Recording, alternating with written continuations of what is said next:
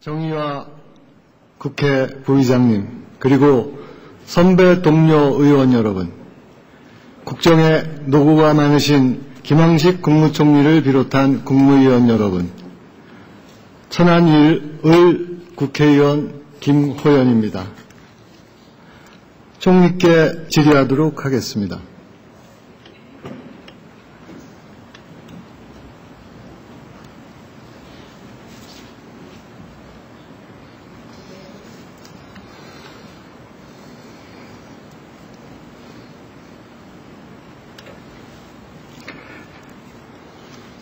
연일 국정에 노고가 많으십니다. 독립유공자 추모의 전당 건립 부지에 관련해서 질의하도록 하겠습니다. 독립유공자 추모의 전당을 건립하려는 계획은 매우 잘한 일이라고 생각합니다. 그런데 계획대로라면 이 사업은 작년에 이미 착공을 하고 내년에는 완공이 되어야 할 사업인데 아직 착공조차 못하고 있습니다. 사업이 늦어지는 이유가 무엇입니까? 예. 추모의 전당은 독립유공자의 위패를 모시는 시설이라는 점에서 국가적으로 매우 중요한 이런 상징성이 있는 사업이기 때문에 정부로서 최적의 입지를 선정하기 위해서 검토가 되다 보니까 이렇게 늦어져서 좀 지연됐습니다. 대통령께서도 2009년 4월 10일 이 사업의 건립은 좋은 일이니 서울 시내보다는 독립기념관에 건립하는 방안을 검토해보라고 지시한 것으로 알고 있습니다. 순국선열과 애국지사 유족 여러분들의 뜻을 존중하여 민족의 성지인 독립기념관에 모시는 것이 국민과 유족들의 뜻에도 부합한다고 생각합니다. 총리, 이 사업이 조속히 추진될 수 있도록 독립기념관 내 건립을 적극 검토해 주시기 바랍니다. 답변해 주십시오. 예, 당초 독립기념관도 적지로 검토 대상이 됐습니다. 그런데 이 적지를 선정하는 과정에서 시민들의 접근성을 고려해야 된다 하는 그런 의견도 있고 해서 여러 가지 역사성, 연계성, 접근성, 확장성, 다방면에 같은 걸친 검토 결과와 관계기관의 협의 결과를 존중을 해야 된다 이렇게 생각을 합니다. 네. LH 공사 부실로 해당 지역 주민들의 피해가 심각한 거 잘 알고 계시죠? 네, 압니다. 사업이 곧 시행된다는 정부 말만 믿고 대출과 전월세 비용으로 2중 3중 고통을 받는 시민이 너무 많습니다. 전국적으로 획일적인 기준을 댈 수는 없지만 주택사업에는 해당 지역 주민의 요구가 최우선이죠. 네. 주민들이 강력하게 사업 취소를 원하거나 재조정을 원하면 정부와 LH공사에서는 마땅히 그렇게 해야죠. 예, 그 지자체 및 주민 의견, 그리고 주택 수급 전망, 그 현지 사정 등을 종합적으로 고려를 해서 결정을 해야 되는 문제다 생각합니다. 그런데 지금 LH공사는 너무 안일하게 대처하는 것이 아닌가 생각됩니다. 총리께서 주무장관에게 지시를 해서 실태 파악과 조속한 대책을 마련해 주십시오. 답변 바랍니다. 네, LH공사의 문제는 굉장히 국가적으로 중요한 지금 현안으로 되어 있습니다. 또 많은 국민들이 고통을 겪고 있는 문제이기도 합니다.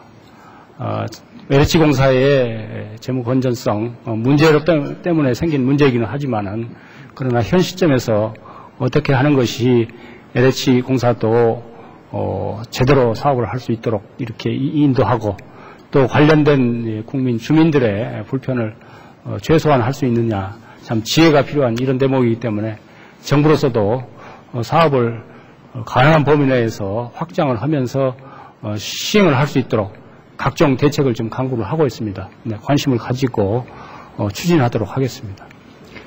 군사보역구역에 대해서 질의하도록 네. 하겠습니다. 총리, 네. 한약창 주변 주민들의 네. 재산권 침해가 매우 심각한 것 잘 알고 계시죠? 네, 네, 알고 있습니다. 탄약이라는 특수성 때문에 안전거리를 두는 것은 충분히 이해합니다만 네. 더 큰 문제는 인근의 학교, 공장, 건물, 도로가 들어서면서 반경 1km 이내 보호구역 지정이 이미 들쑥날쑥해져서 형평성이 없어졌다는 것입니다. 어떻게 생각하십니까? 네. 국민의 생명과 재산을 보호하기 위해서 일정 구역을 군사시설 보호구역으로 설정하는 것은 불가피한 일이기는 하지만은 그러나 주민의 불편이 최소화될 수 있도록 정책이 시행이 되고 그것이 또 지역에 따라서 그 지역의 특수성은 또 감안돼야 되겠습니다만은 그 형평성이 깨져서는 안 된다 이런 생각을 가지고 합리적으로 그것들이 규제가 될 수 있도록 그리고 불필요한 규제는 철폐하도록 이렇게 노력을 해야 되겠다 생각을 합니다. 이제 보호구역 지정은 현실에 맞게 재조정되어야 한다고 생각합니다. 네. 전국적인 실태를 조속히 파악해서 주민들의 피해가 최소화되도록 현실적으로 조정해 주시고 보다 근본적인 대책도 함께 마련해 주십시오. 네, 알겠습니다. 답변해 주시기 바랍니다. 네, 알겠습니다. 네. 총리, 2010년 11월 15일 국토해양부가 여객 자동차 운수사업법 시행규칙을 개정했습니다. 그 내용 잘 알고 계시죠? 네, 정확한 내용은 모르겠지만은 이제 택시 운송과 관련된 문제로 제가 이해를 하고 있습니다. 그런데도 불구하고 이 시행 규칙에는 약간의 문제가 있습니다. 즉 네. 장관이 직권 중재를 네, 하도록 하고 있으나 직권 중재의 요건과 절차가 미비하다는 점입니다. 예를 들어 얼마 동안의 협의 기간을 주고 이 기간이 지나면 자동적으로 직권 중재할 수 있도록 해야 실효성이 있을 것입니다. 자치단체가 한 협의에 맡겨두면 주민들의 갈등만 커질 수 있을 우려가 있습니다. 한 예로 천안하산 KTX 역사만 해도 약 8년간 그러한 갈등이 계속되고 네. 있습니다. 총리께서도 이러한 사실 네, 잘 네, 알고 네. 계시죠? 현실적으로 타협이 어려운 사안에 대해서는 직권 중재를 할 수 있도록 시급히 보완책을 마련해야 됩니다. 견해와 대책을 밝혀주십시오. 예. 장관에 의한 직권 중재 방법은 이제 신속하게 문제를 해결하는 점에 있어서는 굉장히 바람직하지만은 그러나 이것은 기본적으로 지역 간의 갈등과 분쟁을 심화시킬 우려가 있기 때문에 우선 이해 당사자인 지역 간의 협의를 통해서 해결하는 것이 바람직하다 하는 것이 이제 기본 입장입니다만은 그것이 이제 다소 시일이 걸리더라도 합리적인 결정이 아니겠느냐 싶은 생각을 하는데 만약 이 취지하고 달리 오히려 갈등 대립이 심화되거나 또 신속한 해결이 장애가 된다 한다면은 지금 위원님께서 지적하시는 그런 방안도 한번 최우적으로는 고려하는 것이 어떠냐 하는 생각을 가지고 관계 부처가 이 부분을 검토 한번 하도록 그렇게 하겠습니다. 국제과학벨트의 기본 원칙에 대해서 질의하도록 하겠습니다. 과학벨트 충청권 유치는 대통령님의 공약이고 한나라당의 제18대 총선 공약입니다. 정부 평가에서도 충청권이 최적지입니다. 따라서 과학벨트는 당연히 충청권으로 와야 합니다. 총리, 네. 그럼에도 불구하고 현재 대통령 또는 정부가 과학벨트는 충청권으로 간다 하고 말할 수 없는 이유가 무엇입니까?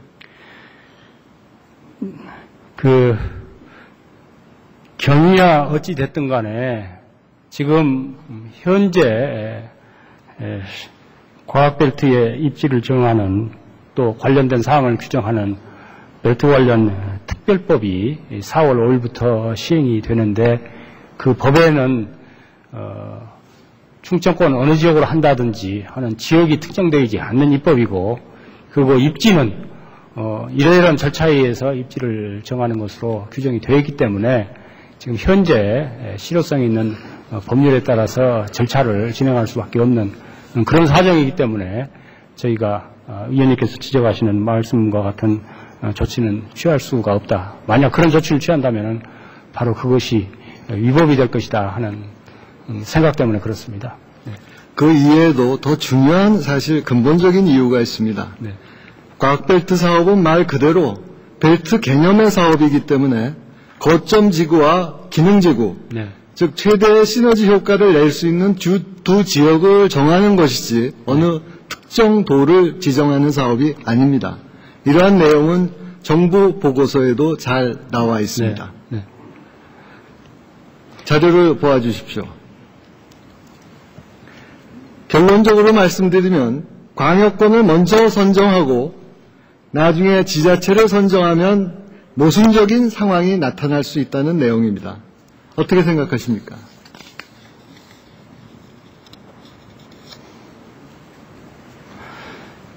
예. 어떤 특정 지역보다도, 위원님께서 지적하시는 것처럼, 거점지구 또 기능지구를 선정하는 그런 내용이 되기 때문에, 과학벨트 사업 관련해가지고 앞으로 그런 부분들을 국민들이 잘 인식할 수 있도록 이렇게 하겠습니다. 대통령께서는 지난 2월 1일 언론 간담회에서 위원회의 공정한 평가가 충청도와 도민에게도 도움이 될 것이다 라고 하신 말씀에 본 의원은 주목하고 있습니다. 대통령께서는 현재 상황에서 하실 수 있는 말씀은 사실 다 하신 것으로 이해합니다. 이에 대해 총리의 견해는 어떻습니까? 예, 대통령께서 어떤 뜻을 가지고 그와 같은 말씀을 하셨는가는 모르겠습니다.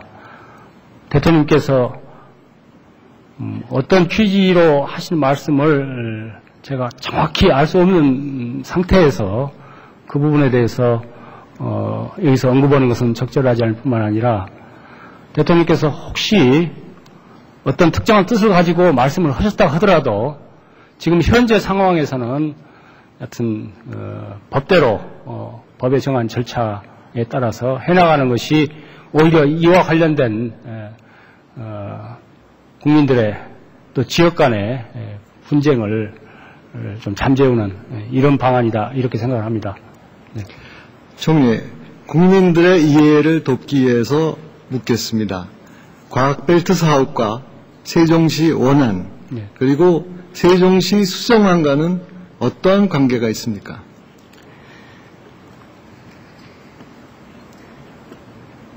제가 아까 어떤 경위의 과거에 문제가 있었든 간에 지금 현행법이 이렇게 규정되어 있는 상 현재로서는 이 법에 정한 절차에 따라 갈 수밖에 없다. 네, 과학벨트 사업은 원래 네. 세종시와는 독자적으로 추진되었던 기초과학 부흥을 위한 국책사업이었습니다. 네. 네. 그러다가 세종시 수정안과 연계되어 네. 추진되었고 네. 세종시 수정안이 부결되어 정확히 말하면 세종시 원안만으로도 자족 기능이 충분하다는 국회와 국민의 판단으로 세종시 수정안 이전으로 다시 돌아간 사업입니다. 본 의원은 세종시 수정안이 부결되었을 때 국회는 당시 계류 중인 과학벨트 특별법을 조속히 통과시키고 정부는 그동안 진행한 연구 결과를 근거로 입지를 선정했으면 오늘과 같은 큰 혼란은 없었다고 생각하는데 총리께서는 동의하십니까?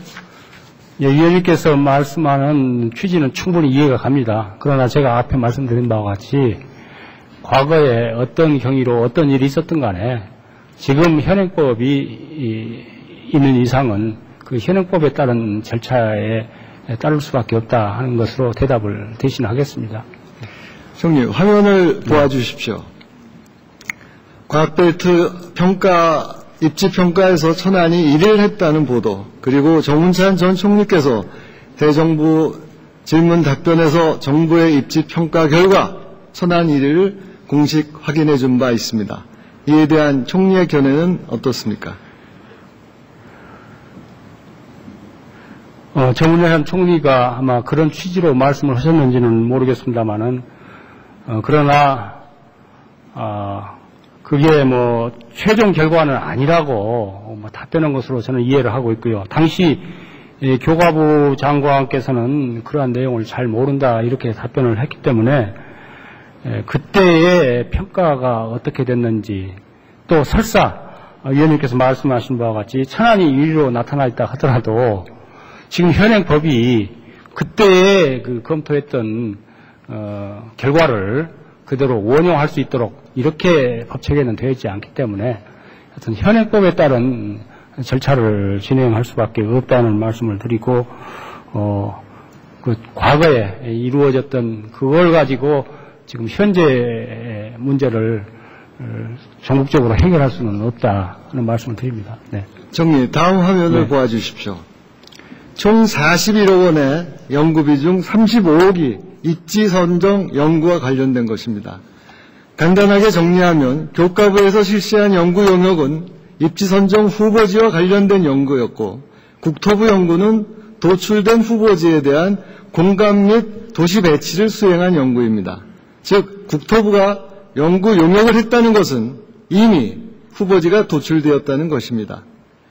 총리, 이 연구들은 예정대로 진행되어 과학벨트 입지 선정이 사실상 완료되었습니다. 자료 화면을 다시 보아주십시오. 2010년 8월 인쇄된 이 최종 보고서 81쪽에 거점지구와 기능지구 후보지역을 선정하였다고 명확하게 직시되어 있습니다. 어떻게 생각하십니까? 제가 계속해서 반복해서 똑같은 말씀을 드려서 죄송합니다만은 그 전 과학벨트 또 세종시 수정안 처리하는 과정에서 관련해가지고 일정한 검토나 용역이 있었던 것으로는 압니다만은 그 결과가 바로 이곳에 지금 현행법에 따른 절차를 이행하는 데 있어서 그대로 끌어들 수 있는 그런 체계로 안 되어 있기 때문에 뭐 그런 사정이 있었다 하더라도 지금 현행법에 따른 절차로 이렇게 하고 그게 과학적으로 확실한 거라 한다면은 뭐 지금 또 그와 비슷한 검토를 하더라도 같은 결론이 나올 수도 있지 않겠느냐 저는 이렇게 생각을 합니다. 그러나 어디까지나 지금 현행법에 따른 합법적인 절차 진행에 흠이 없으려면은 과거는 과거대로 현재는 현재대로 모든 것이 검토되고 진행이 되어야 된다 이렇게 말씀을 드립니다. 네. 총리, 이 결과는 절대 사전 검토 과정에서의 평가가 아닙니다. 다음 화면을 봐주시기 바랍니다. 이 책자의 최종 인쇄본을 만들기 바로 직전의 보고서입니다.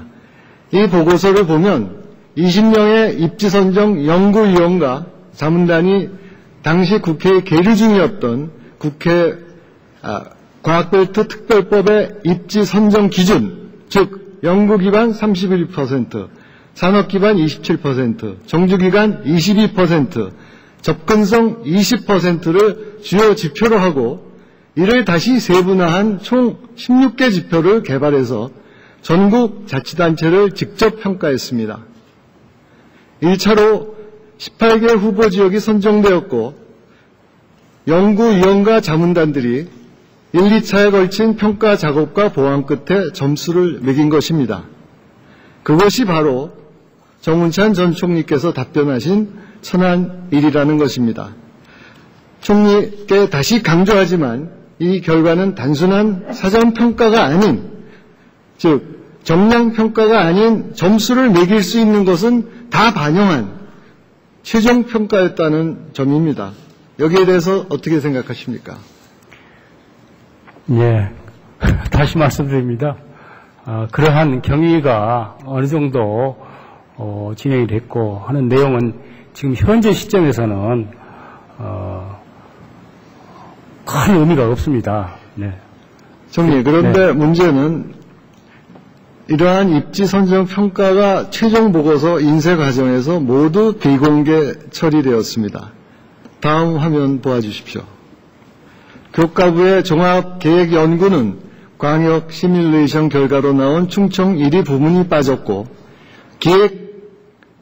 기본계획 연구는 천안 1위 등 각 항목별 평가에 대한 자치단체의 순위가 빠졌고 국토부의 공간조성 연구는 계약 만료 1개월 전에 계약이 연장되었다가 보고서도 없이 계약 해지되었습니다. 그러나 총리, 이 모든 내용들은 정부에 모두 보고되었습니다. 자료 화면을 보아주십시오. 입지 선정과 관련된 연구는 6월 17일 최종 보고서를 제출했습니다. 국토해양부는 매월 연구 현황을 보고해 왔습니다. 총리, 이 결과는 정부에 분명 보고되었고 따라서 정부에 당연히 있어야 합니다. 만약 망실되었다면 이것은 엄청난 예산 낭비이며 국가의 소중한 연구를 소홀하게 관리한 책임을 당연히 물어야 합니다. 이 평가 결과를 정부가 가지고 있습니까? 답변해 주십시오. 제가 지금 그 관계를 잘 알고 있지 못합니다. 네. 지금 담당 연구원의 컴퓨터 안에 분명히 있다는 것을 본 의원실이 직접 확인하였습니다. 총리께서는 과학벨트 입지 선정을 향후 위원회가 법과 원칙에 따라서 과학적으로 할 것이라고 수차례 언급하셨습니다. 법과 원칙은 바로 현재 특별법 제9조의 입지 선정 기준을 의미합니다. 그런데 총리, 자료를 봐주십시오. 당시 정부가 입지 선정 평가를 했던 지표는 현재 통과된 과학벨트 특별법 제9조에 나와 있는 기준과 동일합니다. 총리, 네. 평가 기준이 똑같다면 법률안 통과 여부에 따라 결과가 달라지는 것은 아니죠? 네, 그럼 다시 말씀드린다면은 똑같은 요건에 대해서 평가를 했다고 한다면은 원칙적으로 결과가 그때 한 거나 또 새롭게 한 거나 일치돼야 된다고 생각을 합니다.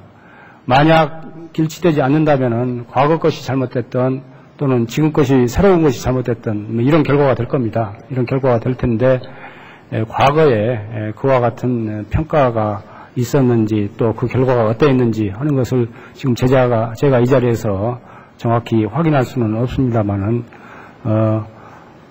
지금 현행 법에 따른 그런 절차가 진행이 되면은 과거의 것이 과연 합당한 그런 거였다면은 그런 것들이 다시 결과로 도출될 수 있는 것이 아닌가 이렇게 생각을 합니다. 그리고 만약 그와 다른 결과가 나온다 한다면은 그 부분에 대해서는 또 많은 분들이 의문을 제기할 것이고 그 의문들이 어떤 의미로든지 해소가 돼야 되는 그런 문제라고 생각을 합니다. 그렇기 때문에 과거에 있었던 일이야 없었던 것으로 할 수는 없겠지만은 그러나 새로운 절차에 따라서 그런 부분들을 검토하도록 되어 있으니까 그것이 제대로 된 절차에 따라서 이렇게 공정하고 투명하게 진행되도록 충실하게 관리를 하겠다는 말씀만 우선 드립니다.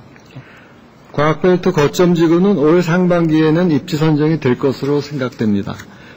총리, 입지 선정과 관련해서 정부가 추진하는 용역이 현재 있습니까? 지금 아직 법률 시행 전이기 때문에 아직 그 부분에 대해서는 아직 네, 본 의원이 확인한 바에 의해도 현재 진행되는 연구는 없습니다. 앞으로 3개월도 안 되는 짧은 시간에 위원회를 구성하고 입지 선정 연구 용역을 완료하기는 무척 힘들 것으로 생각합니다. 이에 대한 견해와 대책은 어떻습니까? 답변해 주십시오. 기본적으로 정부로서는 이 문제가 오래 가서는 안 된다. 원칙적으로 금년도 상반기에 결말을 지어야 된다 하는 생각을 큰 틀에서 가지고 있습니다. 그러면은 그 문제를 어떻게 위원회를 구성해서 그 문제를 검토를 할 것이냐 하는 문제는 아직 확정된 바가 없습니다. 그렇기 때문에 법에 따른 위원회를 구성을 하고 기본적으로 빠른 시간 내에 이 문제를 결론 낼 수 있도록 그리고 공정한 절차에 따라서 하도록 역시 법에 정한 위원회에서 그런 문제 등을 논의를 할 것이다. 그런 과정에서 어떤 공정하고 합리적으로 절차가 진행될 수 있도록 정부에서 각별히 노력을 하겠다는 말씀을 드립니다. 본 의원은 이러한 어려움을 피하기 위해서는 정부가 이미 수십억을 들여 길게는 1년 반 동안 짧게는 10개월 이상 현재 특별법 제9조에 따라서 객관적이고 과학적으로 평가했던 결과를 반드시 반영해야 한다고 생각합니다. 이에 대한 총리의 견해는 무엇입니까? 예, 새롭게 구성되는 벨트위원회에서 그런 문제들을 충분히 다루리라 생각합니다. 총리, 지금 과학벨트에 관련해 많은 오해가 있습니다. 대통령과 총리의 말씀처럼 이 문제는 정치가 아닌 과학으로 풀어야 합니다. 과학벨트는 과학자와 기업가를 중심으로 생각해야 합니다. 이러한 입장에서 대통령께서 선거 공약을 하셨고 정부는 각계의 전문가의 의견을 들어 연구하고 입지를 선정했습니다. 그것이 바로 언론 보도와 정운찬 전 총리가 확인해준 천안 1위의 십자벨트입니다.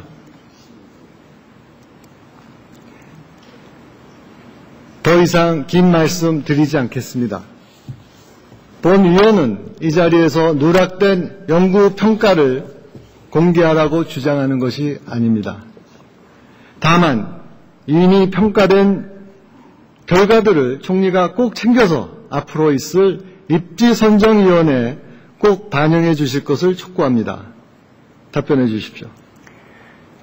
예, 특별법이 정한 위원회에서 그런 문제들을 검토를 충분히 할 것이다.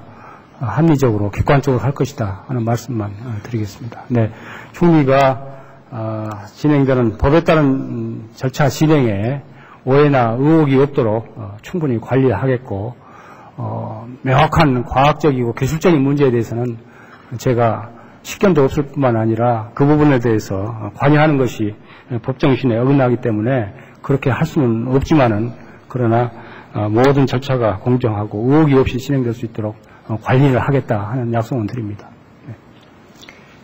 구제역과 침출수 관련 질의는 서면으로 대체하도록 하겠습니다. 네. 수고하셨습니다. 들어가서 좋겠습니다.